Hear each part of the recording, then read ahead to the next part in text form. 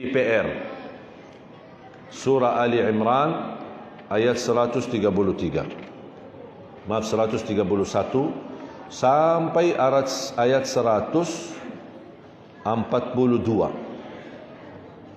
Bahas, saya hanya ingin memberikan amalannya. Amalannya apa? Ada di situ. Mulai dari ayat 133 sampai ayat 142 surah Ali Imran, surah ketiga. Bagaimana cara mengobati amarahan kita? Ada yang merasa dirinya suka marah, suka emosi, di sini obatnya. Bagaimana kita bersikap ketika kita dosa dan maksiat? Di situ ada obatnya. Bagaimana kita menghadapi tantangan dan ujian? Di sini pun ada obatnya. Kenapa Allah ingin uji kita? Ada apa? Di situ juga ada obat jawabannya. Dari ayat 133 sampai ayat 142. Di antaranya saya hanya kesimpulannya 2 ayat. Selebihnya nanti Bapak Ibu menjadi PR untuk dipelajari di rumah.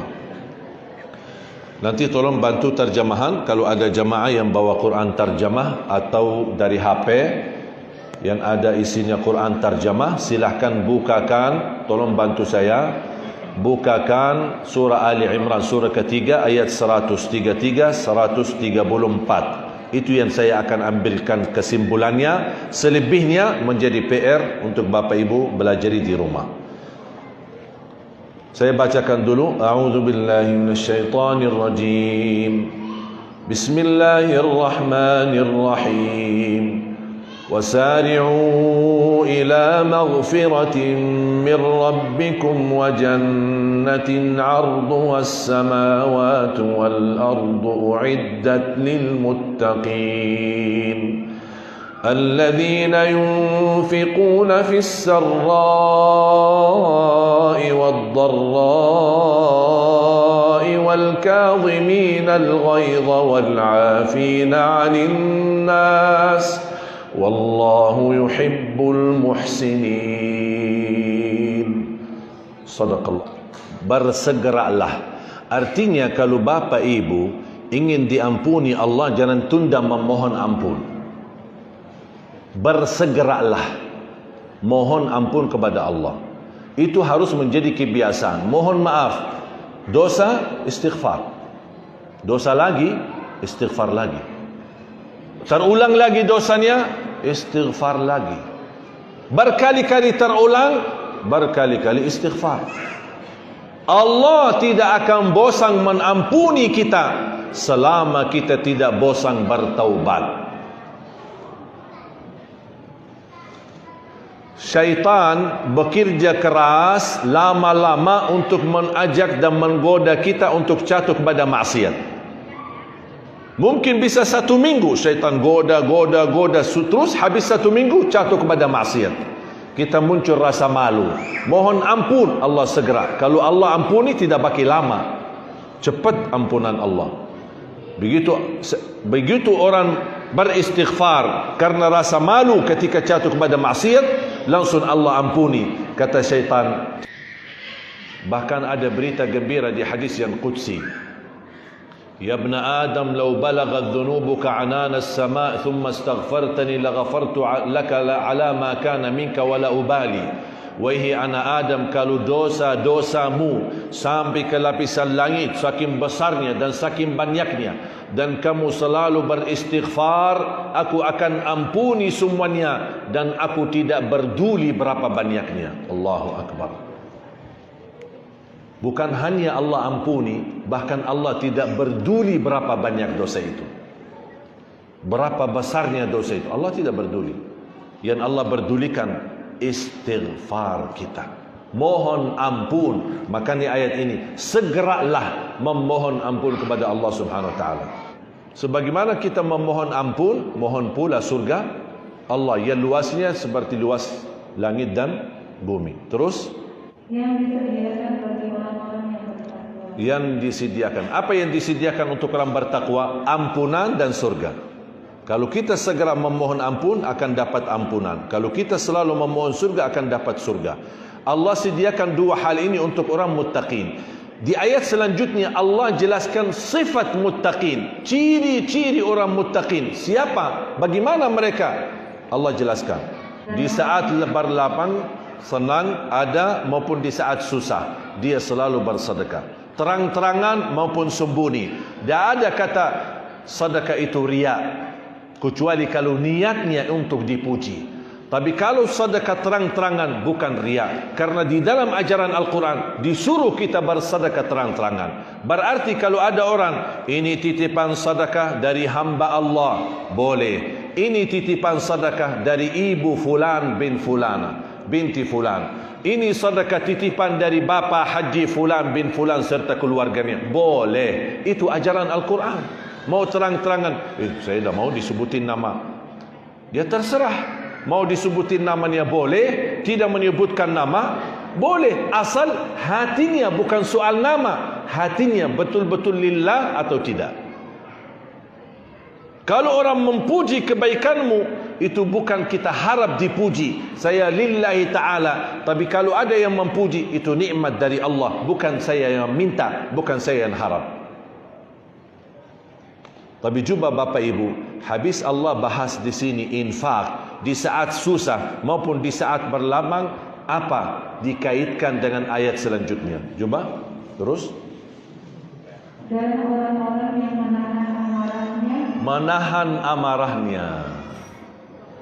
Kenapa di sini dikaitkan infak, sedekah di saat susah maupun di saat lambang dengan menahan amarahannya? Maaf, ulang lagi kata. Yaitu orang yang berinfak baik berbuat lapang maupun sempit, dan orang-orang yang menahan amarahnya dan memaafkan kesalahan orang lain. Ya, sabar. Menahan amarahannya itu tahap pertama. Itu namanya sabar. Ada tahap yang lebih baik lagi, memaafkan orangnya. Bisa jadi kita menahan amarahan kita, tapi belum tentu bisa memaafkan.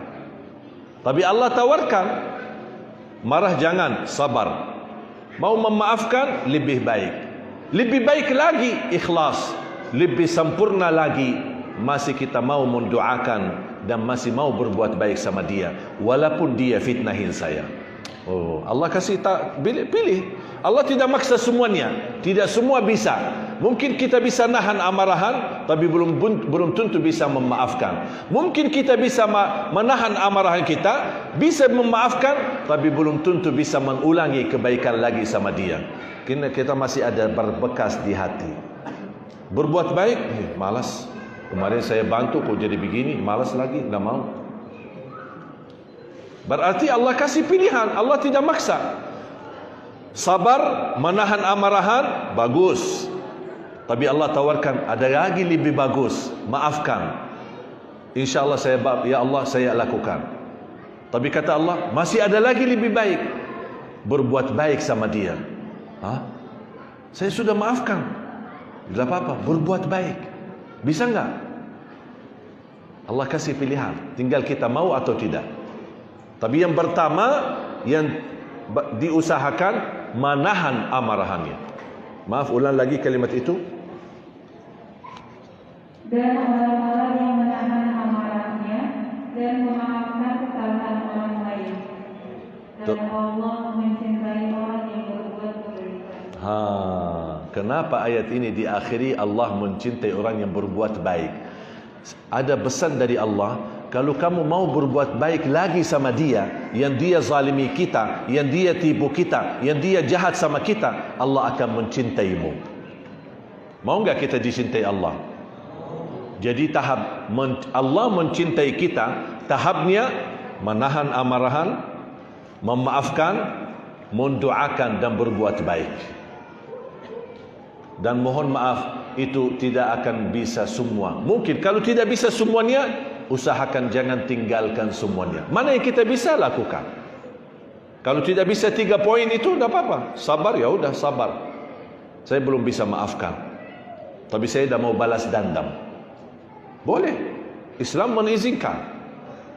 Tapi masih Islam menawarkan dengan cara yang lebih indah. Maafkan dong, maafin aja, itu kan baik buatmu. Nah ya Allah maaf, saya belum bisa maafkan. Saya sabar, saya dah mau balas dendam, saya dah mau bahas lagi, saya tidak mau nyakiti dia, tapi saya belum bisa maafkan. Ya tak apa-apa, terserah. Tidak dipaksa oleh agama, tapi hanya ini tawaran mana yang lebih baik. Tinggal kita ada tekad tinggi, bisa atau tidak bisa. Dan kenapa di sini Allah kaitkan infak bersama menahan amarahan kita? Tahu enggak rahasianya apa? Saya mendapatkan belajaran, salah satu cara mengobati amarahan kita bersedekah. Bapak Ibu nanti pulang ke rumah besok, karena sudah malam, besok tolong belikan kotak amal, kaling atau kayu, simpan di rumah, tuliskan di kotak amal obat amarahan. Setiap kali marah isi sedekah. Setiap kali marah isi sedekah. 20 kali marah satu hari isi 20 kali sedekah.